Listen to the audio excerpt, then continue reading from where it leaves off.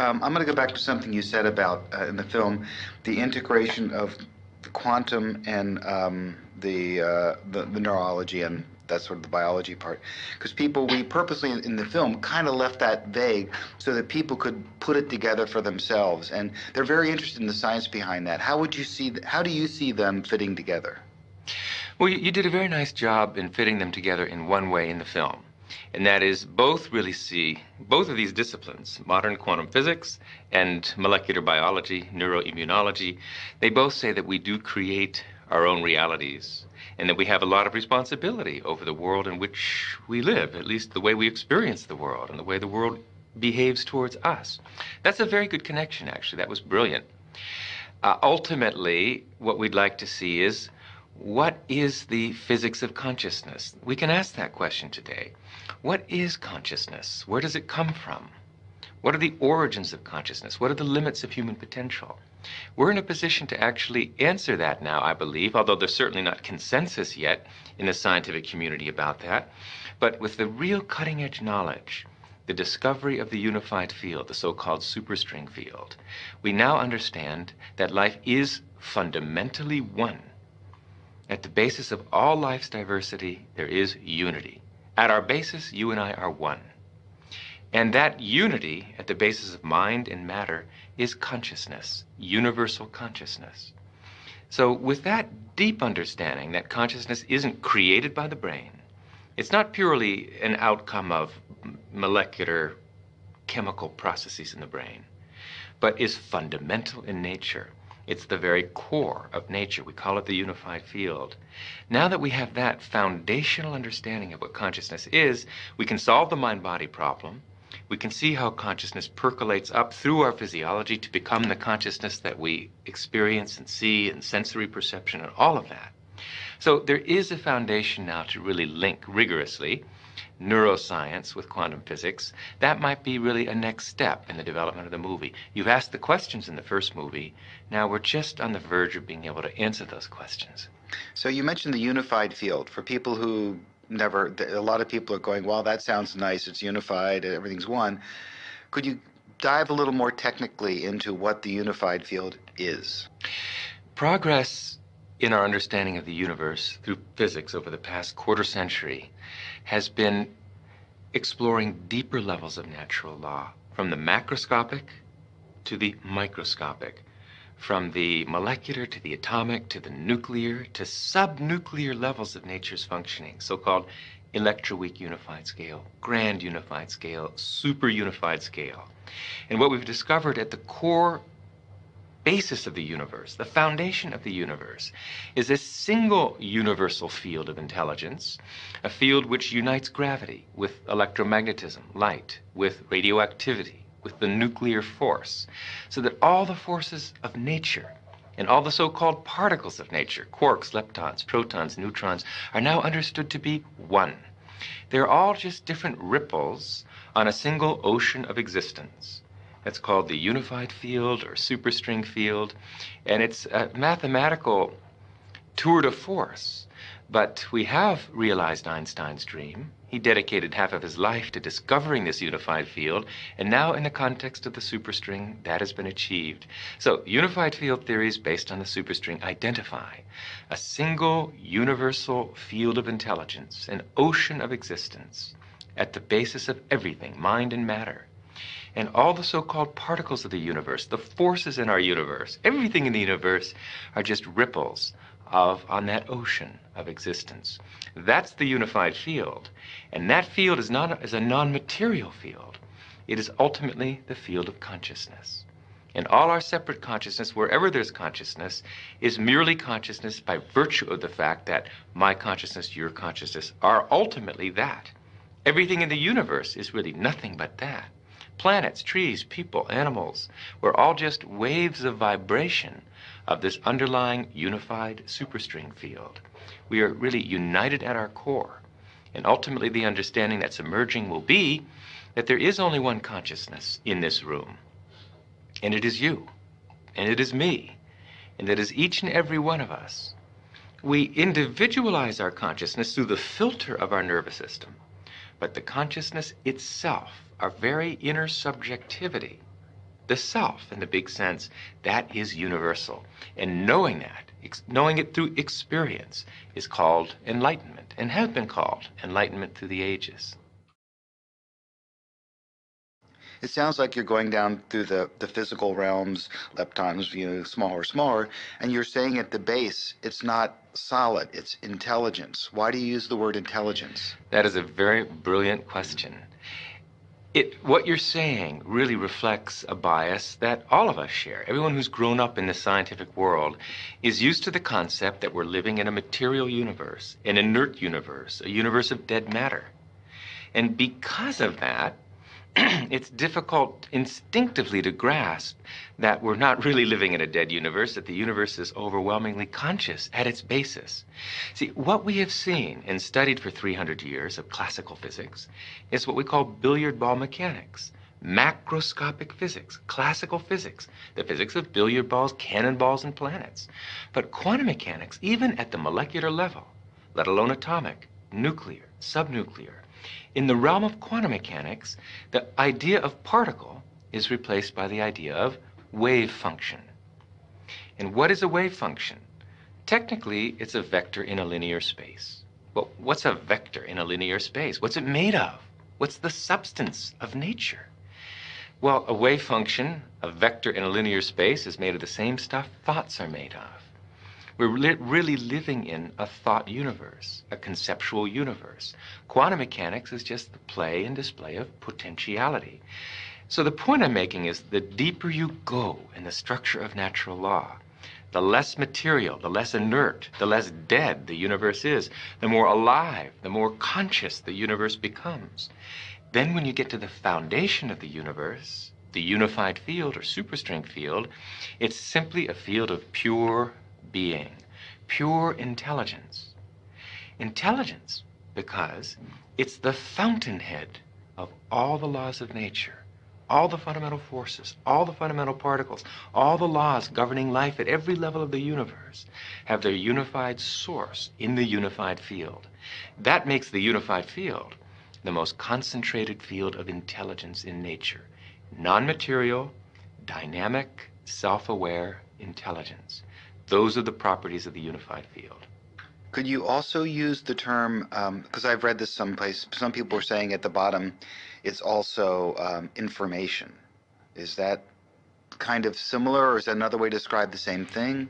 It's very similar. I'd say the quantum world, quantum mechanics, is really the play and display of information, the play and display of potentiality, waves of information, waves of potential electron.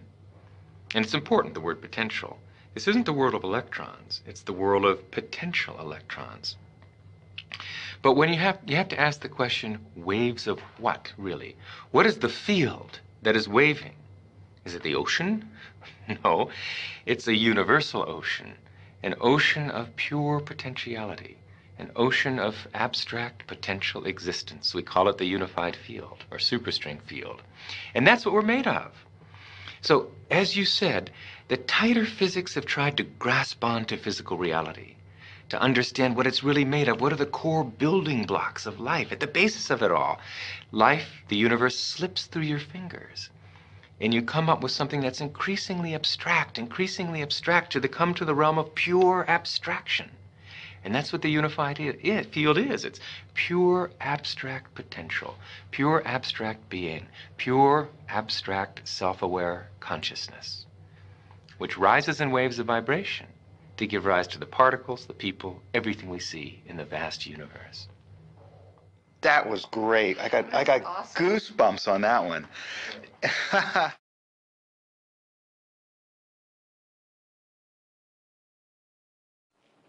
Why, I don't know, this is a big question, I'm not even going to answer it, but I've always asked this question of all the people that I keep talking to because it seems so obvious to me, most of what you're saying. It just seems very natural. Why are we not educating? How do we get so, if the Vedics seem to have it right such a long time ago, how did we end up here? You know? Boy, that's a good question.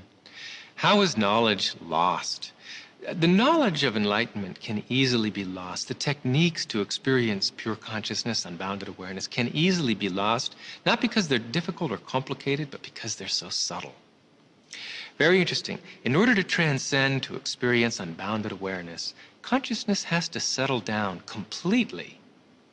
Now, if you try and reproduce that experience, you'll never succeed, because trying involves effort and keeps the awareness active and the comprehension from expanding. That's why a very delicate technique is involved and personal instruction is involved. It's easy, it's natural, but it's delicate. And it's easy to lose it, and I'm afraid it has been lost completely. It's being revitalized again and again throughout history. Of course, Maharshi's own life is dedicated to teaching as many people as possible how to transcend and regain that experience. But unfortunately, we have a society with a certain momentum. We have generations of teachers who've gone to teachers' education or members of teachers' unions that don't always support educational innovation. So it may take a generation, unfortunately, it may take a generation. Now that simple techniques, universal, non-sectarian, scientifically verified techniques exist to gain enlightenment, it still may take a generation before these life-saving technologies to develop consciousness are reintroduced into education. You said non-sectarian. Does that mean like non-religious? Is that what you mean by that? The experience of pure consciousness really transcends any one religion or any one philosophy. It's as scientific as it is religious. It is, after all, a state of functioning of the brain, maximally expanded comprehension. It's the direct subjective experience of the scientifically discovered unified field of all the laws of nature. Is that religious? Perhaps, but it's scientific too. So there's no reason that it should be disbarred from education. Otherwise, we're going to get the same old result. 5% development of our mental potential, another generation of war and terrorism and human cruelty. And that'll go on forever until the experience of life's essential unity is bestowed and the brain is properly developed.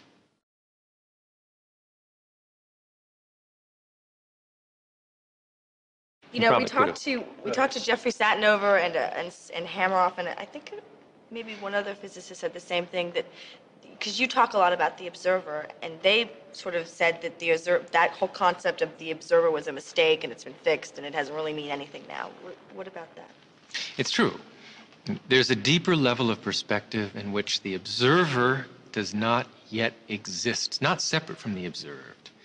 The reality of life today is all unity, unified field which unites observer and observed in one indivisible wholeness. Scientifically, we call it quantum measurement theory, and the ultimate inseparability of the observer from the observed. In the language and science of consciousness, we call it the unity of knower and known in the indivisible structure of pure knowledge, the experience of oneself, the Atman. And what is the self? The self, consciousness, our very subjectivity, is that one thing in our life that has never changed. Intangible that though it may be, and very difficult to put your finger on, it's that one aspect of our experience that has been with us since childhood. Although our beliefs have changed, our friends have changed, our bodies have changed, typically for the worse, that one thing that gives that continuity to our experience day by day, that's our consciousness. It's our subjectivity. It's the Atman, the self. And that self, which is the same for you as for me, ultimately, is this unified field discovered by science, which is essentially the creator of the universe. That is our authority. That's our dignity. If we only knew ourself and how precious it was, we would rush to experience higher states of consciousness, where that experience of our unbounded subjectivity is never lost, even during the depths of sleep. I still don't understand. That's okay. I still don't understand. Can I have you rephrase the question? Yeah, again? it's Because good. It wasn't a very clear answer. What I don't understand. Rephrase. I'm just telling you. What I don't understand is that some people over here, some of the scientists said the observer is not part of the equation anymore. Right. And yet, people like you are saying that focused intent affects matter. Right. I want to understand those two disparate views. Okay. Yeah, what he said. There are different truths because our universe is hierarchically structured in layers. The atomic has its own truth. The nuclear world has its own completely different truth. And they're both valid. They're both self-consistent. So there's the truth of diversity, where observer and observed are separately identifiable systems, and there's the deeper truth of unity, in which there is no separation between the observer and the observed. So we can talk about life at all levels. Each level is valid, but the deepest level in this scientific age is the level of unity. What has to be very clear about this is a concept most people don't get quite. It's very important. You can drag me across the floor by my arm. You can drag me across the floor by my atoms, or by my nuclei, or by my cells. It all has the same effect. I get dragged across the floor. These are simply different levels of the description of the one reality that is me. So it's legitimate for us to talk about a world of diversity. We see such a world, after all. But it's even more legitimate for us also to talk about the world of unity, the ultimate scientific truth of life. So we get tripped up in semantics if we say that unity alone exists, but there's no such thing as diversity, or that diversity alone exists, there's no such thing as unity. They're both true. They're just different levels of description of the same reality. So, you know, you talk about me and you are one, but we're also separate. Those are just different levels. Different levels. On the physical level, you and I are separate. You're much better looking than I am, more attractive in virtually every way. But at deeper levels, we have a common source. And that is the unified field, the scientifically discovered unified field. That is the source of you and the source of me, the source of gravity, the source of electromagnetism, the source of quarks, the source of leptons. Everything in the universe is a common source. So if we look at things at the deepest possible level, we ultimately discover one unified universal reality, of which you're a wave, of which I am a wave. We're all just the different vibrational frequencies, the natural reverberant frequencies of this one universal unified field. Our whole universe is just a symphony. The various, harmonics and fundamentals and overtones of one universal field, one universal ocean of consciousness in motion. So let me ask that. I'm just trying to understand all this stuff. So does that place come from the Planck scale? Or is it... Yes. Wow, really? Yes. I totally understand it for the first time. Oh my God, I'm so excited. The Planck scale is that small, small distance scale, 10 million, million times smaller than the atomic nucleus, where all the forces come together, where all the particles come together as one, where you and I come together as one reality, where distance, where causality no longer exist, and there's one unified, indivisible wholeness, which is the unity of consciousness, the unified field of all the laws of nature.